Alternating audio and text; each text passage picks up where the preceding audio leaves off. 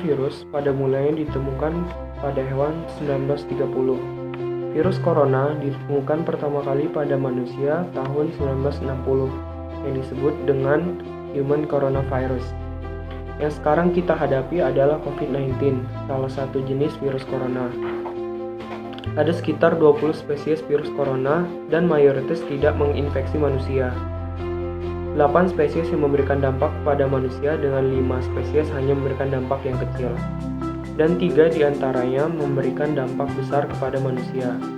3 jenis yang berbahaya bagi manusia, yang pertama adalah SARS atau Severe Acute Respiratory Syndrome Coronavirus yang tersebar di dunia tahun 2002 dan berakhir pada tahun 2004. Yang kedua adalah MERS atau Middle East Respiratory Syndrome Coronavirus, muncul pada tahun 2012 dan berakhir pada tahun 2019. Yang ketiga adalah COVID-19 atau Coronavirus Disease 2019 atau SARS-CoV-2 yang pertama kali muncul dan diberitahukan WHO pada akhir 2019 Desember.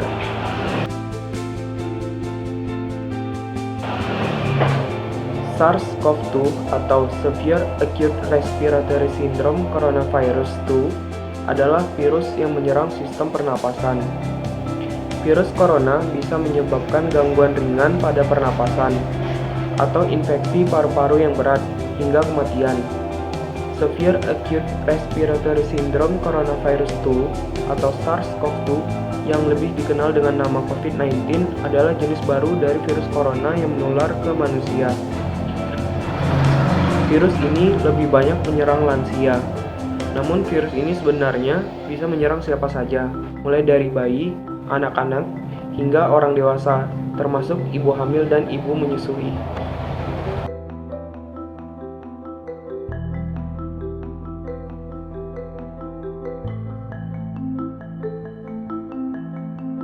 Hal tersebut membuat beberapa negara di dunia memperlakukan sistem lockdown sebagai upaya untuk pencegahan penyebaran dari virus corona.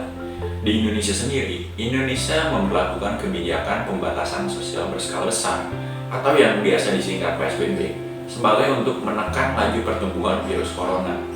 Hal ini membuat 300 peternakan sapi perah di Inggris yang memproduksi 1 juta liter susu perharinya terkena dampak dari virus ini. Peternakan sapi di Inggris harus membuang beribu-ribu liter susu perharinya karena permintaan menurun dari kafe, restoran, dan perkantoran akibat dari lockdown ini. Saat ini, peternakan sapi di Inggris meminta bantuan pemerintah untuk melanjutkan bisnis mereka karena mereka berada di ambang kebangkrutan.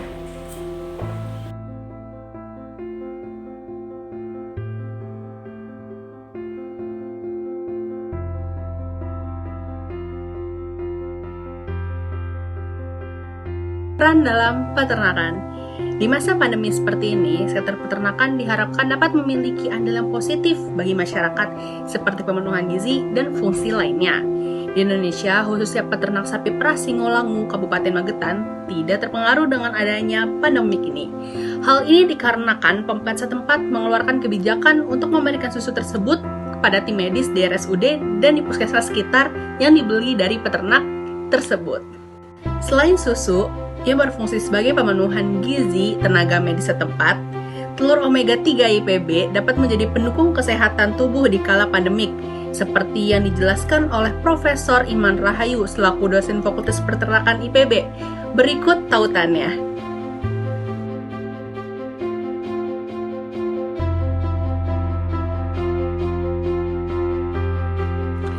Selain telur omega 3 dan susu, menurut Yuni Cahya selaku dosen Fakultas Peternakan IPB, kokon ulat sutra dapat dimanfaatkan sebagai alat facial wajah di saat pandemi. Kokon tersebut memiliki manfaat sebagai UV protection, pelembab wajah, meningkatkan kolagen, dan sebagai anti wrinkle. Berikut tautannya.